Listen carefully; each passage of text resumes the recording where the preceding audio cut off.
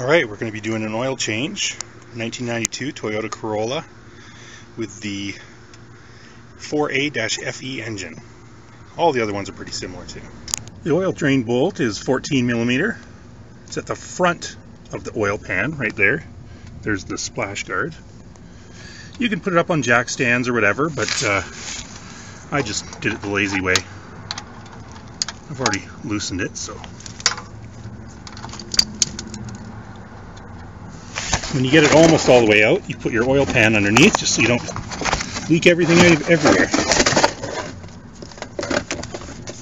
Of course, if you're like me, you probably just splashed hot oil all over your hand getting the drain bolt out, but that's okay. And we're just going to let this drain out for a while. No sense in rushing it. Might as well get every last little bit of dirty oil you can out of there. And while we're doing that, we'll take off the oil filter. Hey baby dear. The only slightly tricky thing on this whole oil change is the oil filter. And it's not difficult, they always just put it in a slightly awkward spot. This one's actually pretty good compared to most cars I've worked on. So there you can just see it underneath the heat shield for the exhaust manifold. Now, if you're having a hard time getting it off, there's a couple things you can do. You can buy one of those little filter wrenches that goes over top and it has like a nut on the end. Or you can buy a K&N filter.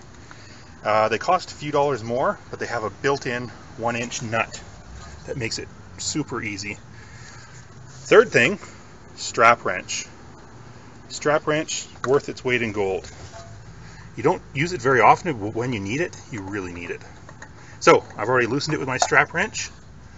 Taking it off, I've got my oil pan underneath there just to drain out the last little bits of oil. And there we go. When you're putting the cleaned bolt back in, just do it finger tight until you have to use your wrench. You know, you don't have to use a torque wrench. If you've done it enough, you kind of get a feel about how tight it needs to be. But if you're unsure, by all means, use a torque wrench, because the last thing you want to do is strip, there, it's about 20 foot-pounds or so, is strip the threads in here. That would be a disaster. Then you're changing the oil pan. When you're putting a new filter on, oil filter, you want to put some nice fresh oil around that gasket there.